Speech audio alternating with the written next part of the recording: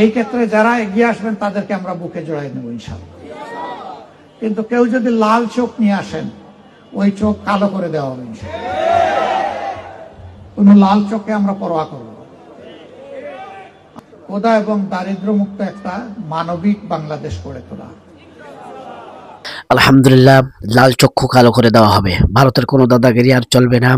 ভারতে এই যে মোদী সরকার বাংলাদেশে হাসিনা থাকতে যত ষড়যন্ত্র করেছে, দাদাগিরি করেছে, আর এই 24 সালে আর চলবে না, সামনে আর হবে না। এরকম দাদাগিরি আর করতে পারবে না। কেউ যদি ভালোবাসে তাহলে তাকে বুকে টেনে নেব। মূল ভিডিওতে প্রবেশ করার আগে আপনারা যারা আমার চ্যানেলটি সাবস্ক্রাইব করেন, অবশ্যই আমার এই চ্যানেলটি সাবস্ক্রাইব করবেন। চলুন মূল ভিডিওতে প্রবেশ করি ইনশাআল্লাহ। যদি লাল চোখ নিয়ে আসেন, ওই চোখ কালো করে দেওয়া হবে ইনশাআল্লাহ। আমার ভোট তুমি দিতে পারবে না। আগের স্লোগান ছিল আমার ভোট আমি দিব, তোমারটাও আমি দিব। ওই দিন শেষ। এইটার আমরা কবর রচনা করতে চাই। এই নোংরা পথে মাসুল কিংবা অর্থ দিয়ে কেউ যদি হাঁটার দুঃসাহস দেখান, আমি তাদেরকে আবারও 5 আগস্টের সুসংবাদ দিচ্ছি। আমাদের যুবকেরা ঘুমায় নাই, খাতা মুড়ি দিয়ে নাক ডাকাইয়া ঘুমায় নাই। তাদের অধিকারের জন্য তারা লড়বে, জনগণের অধিকারের জন্য তারা লড়বে। যুবকরা ভাববে আপনারা তো দারুণ বেঁচে গেলেন মুরব্বী হওয়ার কারণে, সব দায়িত্ব আমাদের দিলেন। না, আমরাও যুবক, সমান তালে তোমাদের সাথে লড়বো ইনশাআল্লাহ। চুল দাড়ি ব্রু কাপড় সাদা হোক, তাতে কোনো অসুবিধা নাই। তোমরা যেমন যৌবনের আত্মা তোমরা ধারণ করো, আমরাও যৌবনের সেই হৃদয় এবং আত্মা ধারণ করি। আল্লাহর কাছে চাই যৌবনের এই শক্তি দিয়েই যেন আল্লাহ রাখেন, যতদিন মেহরবানি করবেন। লড়বো তোমাদেরকে সামনে দিয়ে নয়, আমরা পিছনে থেকে নয়, সামনে থাকবো, তোমরা শুধু সাথে থাকবা ইনশাআল্লাহ। আমাদের 2 নম্বর প্রায়োরিটি, আমরা দুর্নীতির বিরুদ্ধে যুদ্ধ করব। এই দুর্নীতি যেভাবে যেই ড্রেস পরে আসুক, কাউকে ছাড় দেওয়া হবে না ইনশাআল্লাহ।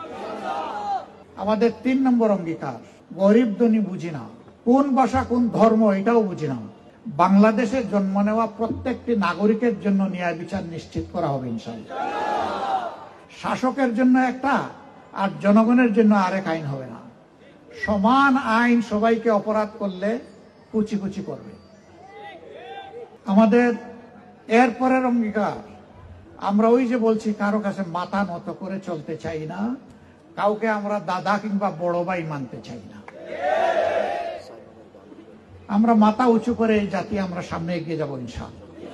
তবে বিশ্বের প্রত্যেকটি সভ্য দেশের সাথে আমাদের মিউচুয়াল রেসপেক্ট এন্ড ইকুইটি, পারস্পরিক শ্রদ্ধা এবং সমতার ভিত্তিতে আমাদের সম্পর্ক হবে। এই ক্ষেত্রে যারা এগিয়ে আসবেন তাদেরকে আমরা বুকে জড়াই নেব ইনশাআল্লাহ।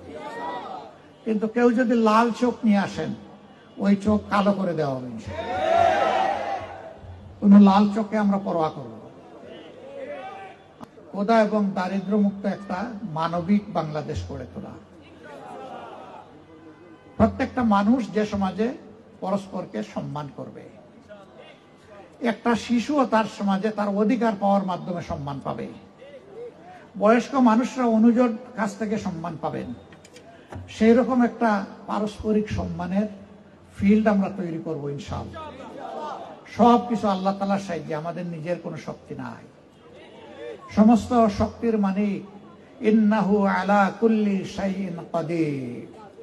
সমস্ত শক্তি আল্লাহ তাআলার হাতে। সেই আল্লাহ তাআলার কাছে আমরা সাইদ, আমরা আশ্রয় প্রার্থী, সাহায্য প্রার্থী।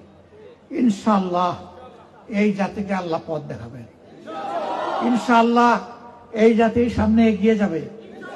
ইনশাআল্লাহ এগিয়ে বাড়ার পথে আমরা দমব না, থামব না। যতক্ষণ পর্যন্ত মানবিক বাংলাদেশ হবে না, ততক্ষণ পর্যন্ত আমাদের লড়াই, আমাদের যুদ্ধ অব্যাহত থাকবে।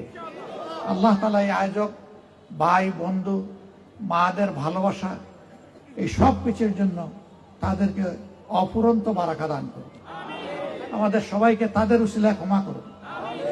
এবং আগামীতে এই আয়োজন শুধু নয়, মানুষের অধিকার আদায়ের পূর্ণাঙ্গ আয়োজনে এই বন্ধুদেরকে আল্লাহ তাআলা কবুল করুন। ছোট বাচ্চাদেরকে অবহেলা করবেন না। এরাই বাংলাদেশ, এরাই আগামীর বাংলাদেশ, এদের জন্যই বাংলাদেশ।